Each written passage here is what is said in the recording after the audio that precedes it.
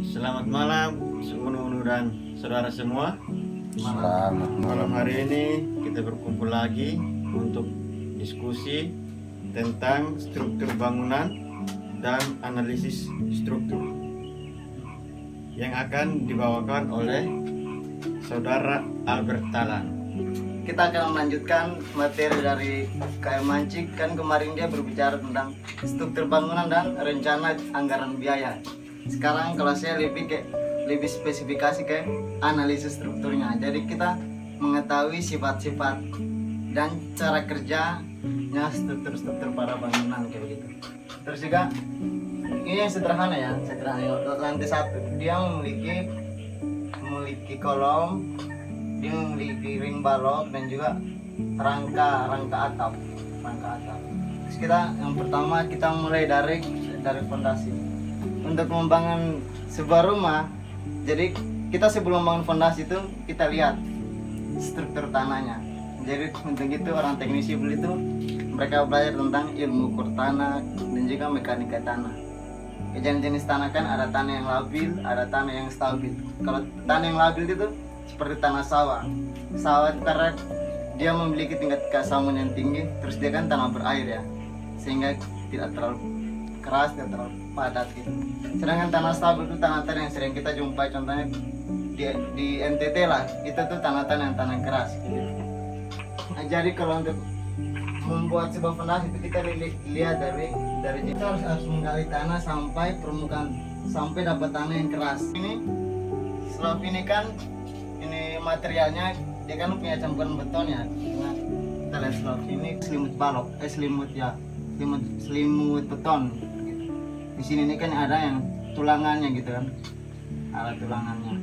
Kalau yang jarak dari sini ke sini itu namanya selimut beton. Terus ini tulangan, ini juga selimut. Itu kayak kalau dalam mesin itu biasanya jaraknya 3-4 cm. Namun tergantung kita sih, kita memakai itu maksimalnya kita bisa pakai 2 cm jaraknya juga tidak masalah.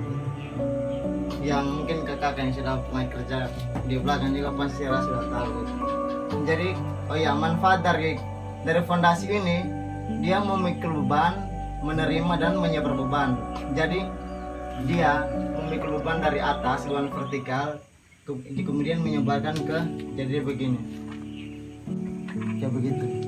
Itu bukan manfaat, fungsi dari fondasi. Jadi dia menerima beban, memikul dan menyebar begitu. Ini dari fondasi. Terus kita lanjut lagi ke kolom. Kolom ini kan fungsinya kan untuk kolom ini menahan beban horizontal dari ring balok. Itu fungsi dari kolom. Dia kan memikul beban horizontal kan dari ring balok ya.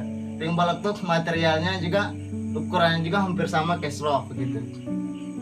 Yang saya pahami seperti itu. Terus di atas slope itu biasanya kan langsung ada struktur rangka batang ya, bisa batang baja ataukah bisa struktur kayu kayak begini. Jadi dia tuh kayak menahan beban dari struktur rangka batang. Struktur rangka batang nih kayak pada umumnya orang menggunakan sudut 45 derajat ya. Kayak ini kan 90 misalnya gini, kayak begini, 45 derajat. 45 kayak begitu. Jadi atap ini juga kan ada perhitungan. Jadi, kalau dalam analisis struktur tuh kita menghitung setiap join dari ini, menghitung ini. Kira kenapa harus 45? Misalnya kalau naik 60, kalau tidak 30, apa yang terjadi?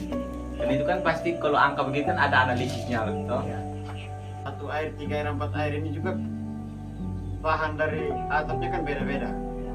Ada yang dari seng, ada yang enggak, hanya coran semua.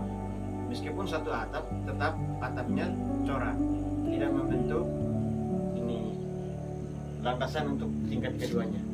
Nah, jadi itu perhitungan begini bebas saja bahwa kita sudah membentuk struktur kolom dan fondasinya, lalu atapnya bebas menyesuaikan atau sebelum bangun desain struktur dari atap, dari fondasi sampai atap itu harus ditentukan memang, atau misalkan sampai tengah jalan saya berubah selera, saya mau ubah, nah saya harus ubah dari awal atau bagaimana?